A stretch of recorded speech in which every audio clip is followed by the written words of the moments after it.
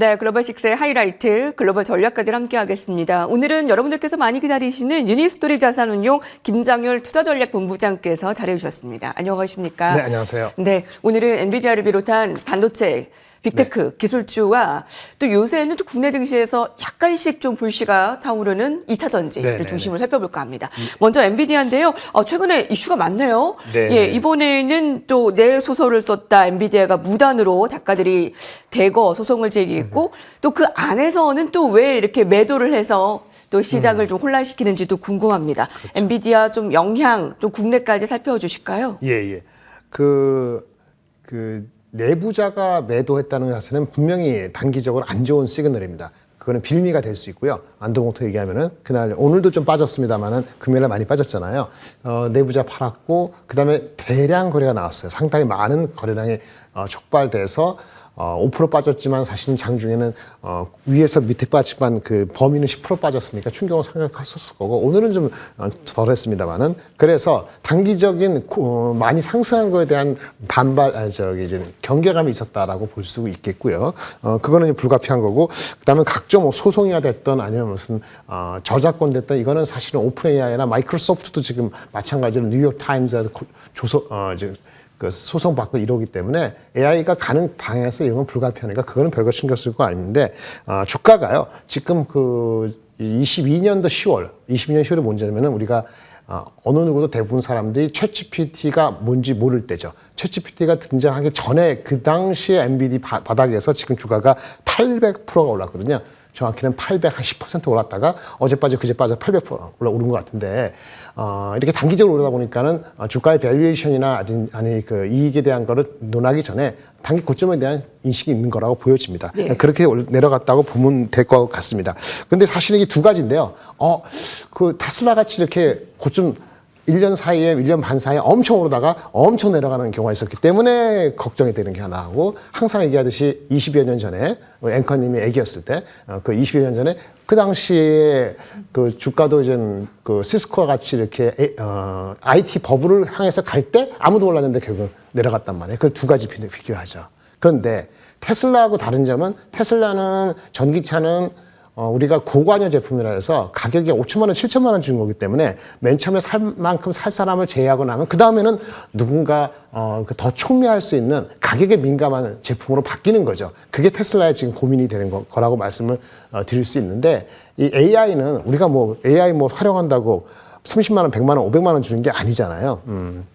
그러니까 한 번에 뭐 한 30만 원 한 달에 1년에 500만 원 이렇게 쓰는 게 아니기 때문에 고관여 제품이 아니에요. 그냥 우리의 생산성을 도와주는 흥미로운 새로운 혁신으로 가는 제품이기 때문에 전기차하고는 스토리가 다르다라는 게 첫 번째 거고요. 두 번째는 20여 년 전에 시스코 같이 IT 버블이 일어날 때는 그 당시는 이익이 별로 안 나가지고 그러니까 PER로 60배, 70배까지 무식하게 올라갔다가 엄청나게 내려간 거거든요. 그런데 엔비디아를 포함해서 물론 절대 주가는 밸류에이션이 최근 3, 4년보다는 높아졌습니다만 한 35배 때문에 35배하고 60배하고는 다르죠. 그러니까 아직 이익적인 측면에서 이게 추운 겨울이 도래하기 직전이다. 이렇게까지 호들갑 떨 건 아닌 것 같고 주가가 고점 대비했을 때 한 10% 이상 빠지고 그게 한 달 또는 몇 주 되면은 그거는 분명히 조정입니다. 의미 있는 조정. 그래서 그저께 빠지고 한 7% 빠졌지 않습니까?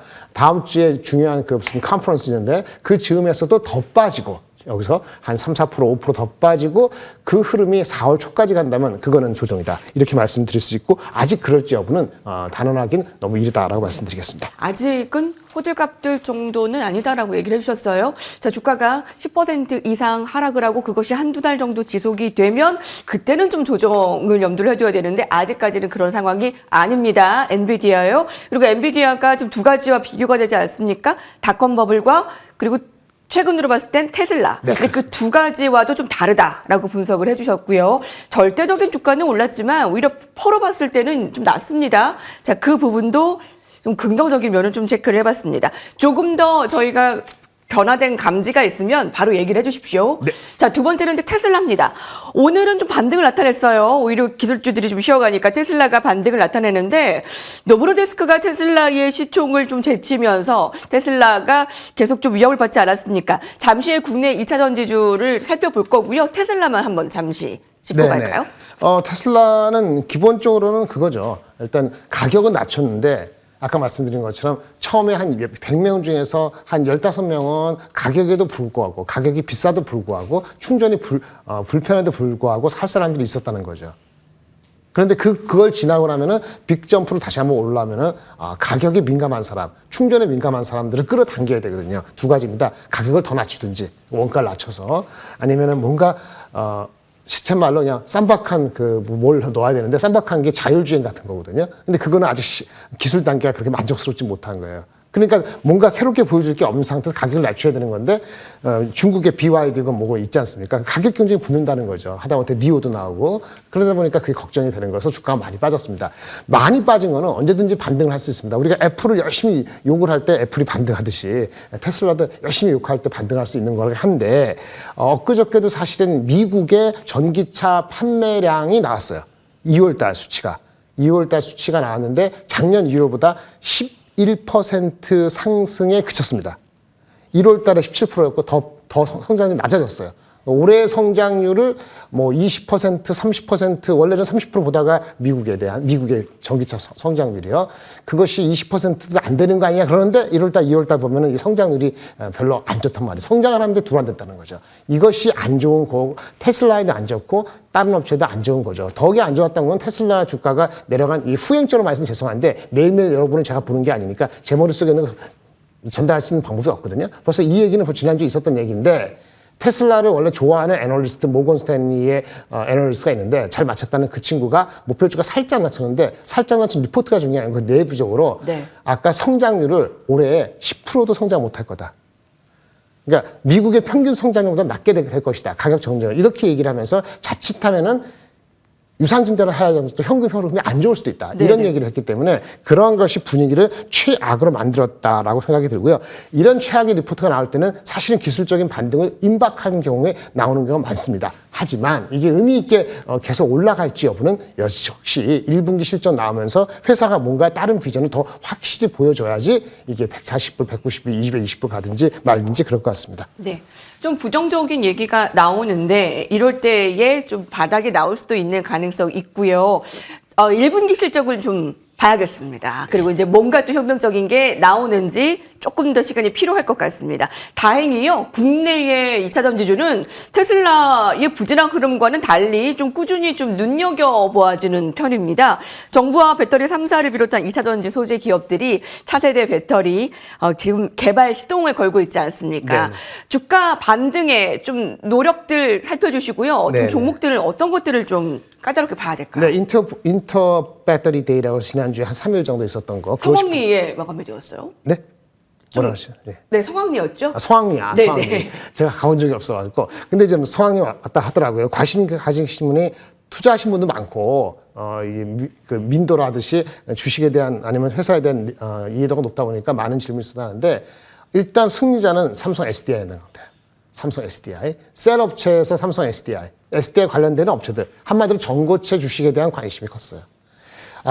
양극재는 그다지 큰 건 아니었어요. 그러니까 양극재, 에코프로 같은 경우는 뭐 쏘쏘했고요. 주식 올랐다고 하면 애매하고 버텼다고 보는 게 맞고 우리가 아까 말한 테슬라 같이 전기차의 경쟁이 높아지고 가격 압력이 있다 보니까 셀 업체하고 우리 양극재까지는 왜? 전기차의 40%는 셀이고요. 셀의 40%는 양극재거든요. 가상 코스트의 부분을 많이 차지하는 게 영향을 받다 보니까 아직 올라가지 못하는 건데 그러면 이 전기차의 성능을 높일 수 있는 방법이 뭐냐?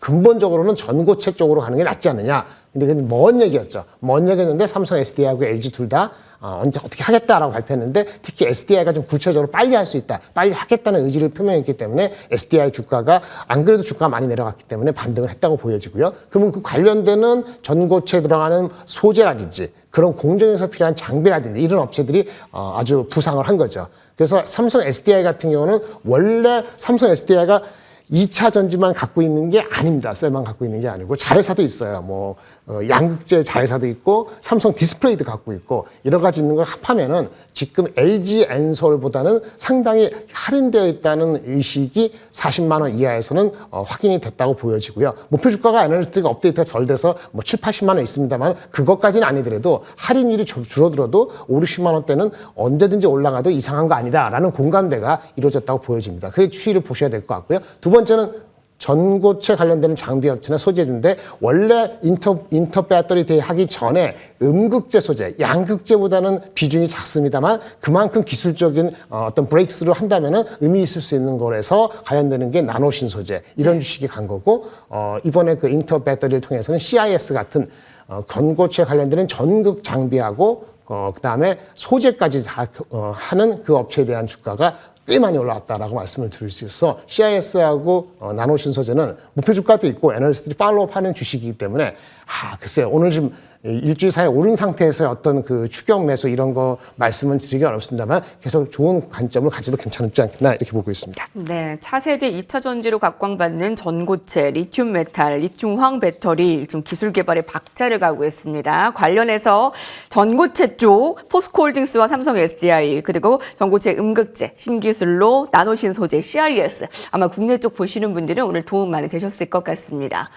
삼성전자가 너무나 답답합니다. 자, 그리고 SK 하이닉스도 그동안 좀 견조하다가 이제 엔비디아를 비롯한 빅테크 기업들, 글로벌 기술주들이 약세를 좀 며칠째 나타내면서 이 좀 두 기업들 어떻게 봐야 되나라는 좀 질문들 많은데요. 네네. 외국인들의 흐름도 좀 궁금하고요. 짚어주실까요? 삼성전자 말씀드리면요. 네. 삼성전자는 애플같이 소외됐다가 반등하기를 바랍니다. 근데 반등할 수 있는 여건은 두 가지인데요. 1분기 실적이 잘 나와야 될 것 같습니다. 1분기 실적에 대한 영업이익 컨센서스가 4조 중반 정도 되고 있는데요. 아주 최근에는 4조 9천원까지 나오고 있습니다만 핵심은 이게 4조 중반이냐 초반이냐 후반이냐의 결정적인 거는 메모리 반도체입니다. 메모리가 1월 달에 흑자됐다는 기사를 보셨을 것 같은데 그건 좋은 얘기긴 합니다만 아직까지 비메모리가 적자가 여전히 크기 때문에 메모리 비메모리 적자를 완전히 메울 정도일 것이냐는 것은 아직 불확실성이 있어서 과연 4조 4천억 컨센서스가 이번 달 말 4월 초에 그 실적 잠정시 나오기 전까지 어떻게 애널리스트가 업데이트가 되는지에 따라서 주가의 상방향이 결정될 것 보여지고요. 아쉽게도 지금 상태에서는 긍정적인 뉴스보다는 부정적인 뉴스가 계속 이뤄지고 있습니다. 비메모리 파운드리에서 TSMC하고 마켓쉐어가 더 벌어질 수 있을 것 같다는 얘기가 들리는 거 봤을 때는 이 주가를 7만 원대 버티면서 8만 원대 다시 희망을 보필려면 말씀드린 메모리의 이 증가가 더 확실한 실적에 대한 긍정적인 나오기 전까지는 그냥 조금 혹시 모르니까 와치하는 정도로 보시면 될 것 같고요. 근데 항상 경험상으로 이렇게 아무도 보지 않을 때 주가가 더 이상 안 빠지는 경우가 많았기 때문에 이미 못 팔거나 이미 어떻게 할 수 없었던 분들은 지금 포지셔닝을 어떤 결정을 내리기에는 조금 한두 주는 더 지켜보는 게 나을 것 같습니다. 네, 삼성전자는 4월 초에 이제 1분기 실적 발표가 나오는데 그 부분도 중요하지만 이제 그때까지 이제 가이던스가 어떻게 나오느냐가 굉장히 중요할 것 같네요. SK 하이닉스는 어떻습니까? 네, SK 하이닉스는 단기적으로 많이 올라갔기 때문에 주가 조정을 항상 받을 수 있고요. 이제 엔비디아가 빠지면 같이 빠지는 거거든요. 이렇게 보시면 돼요. 엔비디아가 빠지는 그 율보다 그 폭보다 덜 빠지면 아직 살아있다. 근데 SK 하이닉스가 엔비디아 빠지는 거하고 비슷하게 빠진다. 그러면 좀 까리까리하다. 이렇게 볼 수 있어서 오늘도 엔비디아가 2% 빠졌으니까 그보다 덜 빠지면 1% 이내 빠지면 오케이다. 근데 그 이상 빠지면은 아마 단기적으로는 이익 실현하려는 사람이 더 많구나라고 말씀을 드릴 수 있겠고 어저께도 하이닉스 3%, 삼성전자 1% 빠져서 코스피 빠진 거에 거의 반이 얘네들로 빠졌거든요. 근데 오늘도 어제보다 덜 빠지면 어제보다 그 코스피는 덜 빠질 수도 있겠죠. 그렇게 보시면 되는데 밸류에이션 상으로는 SK 하이닉스가 올해 실적만 상반기만 보면 안 싸요. 그런데 2분기, 3분기 실적이 더 오를 수 있다는 기대감이 조금 올라오기 때문에 비싸다고만 얘기할 수도 없어서 이익 실현은 자기가 많이 갖고 있는 비중에 따라 다른 거지 절대적인 주가는 아직 그렇게 무너질 단계는 아니지 않는가라는 게 개인적인 생각인데 단기적으로는 조금 더 지켜봐야 될 것 같습니다. 다음 주까지는요. 네. 자, 마지막으로요. 이제 외국인들은 삼성을 가지고 있는 한국이 왜 이렇게 싸냐? 삼성도 왜 그러냐라는 질문을 많이 합니다. 자, 이번 주에 좀 쉬어가는 듯한 느낌인데 전략 세워주시죠. 전망과 함께. 네, 삼성전자 하이닉스는 미국장 엔비디아보다 덜 빠졌냐 이것만 보시면 되고요. 반도체 관련돼서는 그 STI하고 한미반도체 역시 보셔야 됩니다. 한미반도체가 대장주이기 때문에 한미반도체는 엊그저께 나온 그 이제 HBM4의 그 두께를 넓게 높게 해줘도 갖고 좀 여유가 있다는 좋은 뉴스가 나왔음에도 불구하고 엔비디아 발 때문에 하락을 먼치 못했거든요. 역시 한미반도체가 오늘 어떻게 하는지가 중요해 보이고요. 절대 주가는 싸지 않습니다. 그 또 하나 조그만 주식인데 STI라고 한 7,000원, 6,000원대는 주식인데 이거는 어저께 나온 HBM 두께를 완화한 거에 실질적인 수혜가 리플로우 장비라고 하는 것이 STI가 주가가 많이 올랐어요. 리포트 나오고 이 두 종목이 선전한다면은 HBM발 어떤 그 기대치는 살아있다. 근데 이 두 종목마저 흔들린다면은 단기적 조정이다. 이렇게 보시면 되겠고 이것 때문에 다른 주식, 2차전지, 뭐 엔터테인먼트, 방산, 뭐 기타 등등 하다못해 화장품주가 눌렸던 것 때문에 순환매가 이번 주까지 있고 다음 주에 가서 여러 가지 FOMC, 그다음에 GTC 이런 걸 보고 나서 포지셔닝이 결정될 것 같습니다.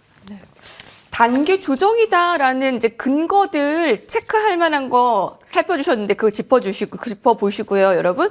참 이 분기점이 될 것 같습니다, 이번 주에. 네, 여기까지 듣도록 하겠습니다. 아쉽네요. 유니스토리 자산운용 김장현 수사전략본부장님과 같이 인사드리며 저희도 인사드립니다. 감사합니다. 감사합니다.